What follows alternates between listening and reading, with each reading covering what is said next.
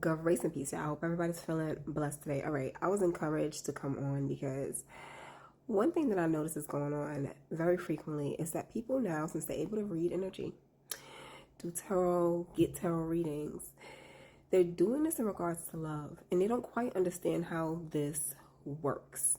So they're getting these messages and information that tells them, oh, this is your person, this is your soulmate, this is your twin flame.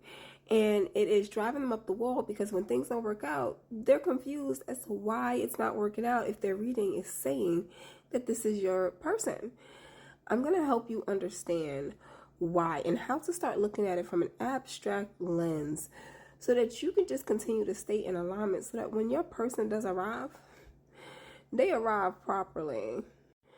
Now, the first thing to understand is, yes, you can get a reading and a person can be your person. You can have many people who are going to be your person at different times and different stages in your life. Why?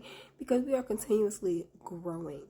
Every time you transition into a new variation of yourself, hopefully in an upward trajectory, you are new. You new to you new to everybody that you come in contact with, especially when you're switching timelines and quantum leaping. You can go from having one twin flame on one timeline to be on a whole new timeline, and that timeline got a whole new twin flame. So understand that yes, you can be told one person is your person, and that person falls out of your life and then be told a whole other person is your person. It happens very frequently, and it's what's supposed to happen. Next thing to know is getting readings on people. One is an invasion of energy. Using energy work is very touch and go. The main energy that you can persuade, tweak, and adjust is your own. When you peek into other people's energy, it's considered tampering. So God doesn't really like that too much. One, because you're trying to see what you can do to make things work in your favor, which if you're trying to make things work in your favor, you're doing God's work. You out here playing God? Don't do that. Next, when you're reading into energy to see what you could have in the future, you're not living in the present. So you're automatically slowing down. Anything that could come on is possibly on its way to you. So regardless of what the reading is going to say, and it tell you that person's your person, that could be a person 2 years from now, just because now you know you're going to start to do things and sway things in your favor. So reading up on who's your person, when they come in, how they come in, it actually defeats the purpose because it slows down your manifestation anyway. Next, I'm going to touch on free will because people don't understand how this one factor is what is going to really help you understand the whole concept of falling in love when it comes to spirituality. Now, where someone can tell you that's your person, you can feel it in your bones, feel it in your soul that that's your person. That person could even know that that's your person. That does not mean it is a definite situation. I'm going to tell you why. When God reveals to you or even another person that y'all should be together, even if you know it, you feel it in your body, God didn't reveal it to you, but you feel it. You know that is the person you're supposed to be with. That always comes with a choice. Every single time. It means that now that you know that person is a frequency match to you, that person is on the same vibrational wave as you, and that the potential of y'all being happy together is over a 95%, and guess what? What you gonna do to get it? Now, of course, God doesn't make you work for your blessings, but he does make you show that blessing is worth you stopping old ways that would prevent you from having it. For example, if you are in love with a female or in love with a male, and you know that that's the person you want to be with, oh my gosh, they make you feel a way that you never felt before, but you treat them the way you treated every woman that you did meet before, guess what? God gonna say, no, you're not about to trash mine. So therefore, your privilege will be revoked, and she will be moved on to the next man who's able to make the decision for her. And if he doesn't, guess what? She will be moved on to the next man who's able to make that, and so on and so forth.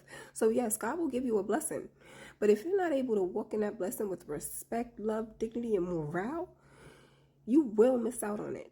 And that even goes with dragging your feet. You want to take your time, make sure things are set up the way you want it to be set up. God will say, okay, well, I gave you the layup.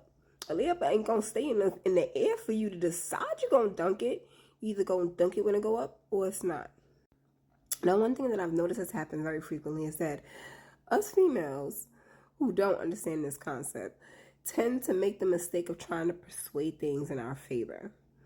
And where the masculine energies tend to either drag their feet or fumble.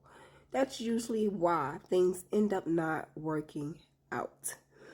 When you allow God to let things work out for you, things will work out. All you have to do is consistently focus on you, your growth, your elevation, and moving forward. And as long as that person stays in alignment with you the same way, it will work out. Because trust me, if things were not on the up and up, you don't want that person anyway, now do you? Now, the last thing I'm going to touch on is when God gives you a blessing, understand it, recognize it, and move toward it. The reason why I'm saying this is because I've seen one too many times people go the route of thinking, oh, God gave me this blessing, it's for me. It's for me specifically. So God will work out everything for me. A lot of times understand that the fact that God gave you the blessing was God working it out. So he made sure that you knew this is your person. They are gift wrapped. They're here for you. So then when you're like, oh, well, I ain't got to do nothing, that person's mine. No, there's something you need to do to make sure that you stay in that alignment. Whether it's you walking away from old friends who is pulling you away from that blessing, whether it's you telling that person how you feel, because that is the most important factor. That's something you've never done. Or even you identifying the areas in your life that's going to keep you from that person, that could potentially have you hurt that person, and completely getting rid of it. Something is going to be required, because that means you are on a path of elevation. And if you have not come together, there's a reason why you haven't. Now, I know this was helpful for someone because I'm about to eat now. Confirmation. Now, that was wild because the song was entitled, I Invite Ease and Joy. Invite ease and joy into your life, because if God is giving you a blessing, he gave it to you for a reason. He knows that that blessing is going to take care of you, but you also will take care of it. Too many people put that person on a pedestal, and what happens when you get a trophy? You get it, you're so excited, you're happy to have it, you put it on the shelf and you forget about it. Maybe you'll tell the story, but you let it collect dust. You don't treat it like it's royalty. Don't treat your person like they a trophy. Treat them like there's something that you need to see every single day. If it's worthy, you're going to shine it up every day. Do that. Hope this message reached whoever it was supposed to, because I'm about to go eat. Love and light, y'all, and peace.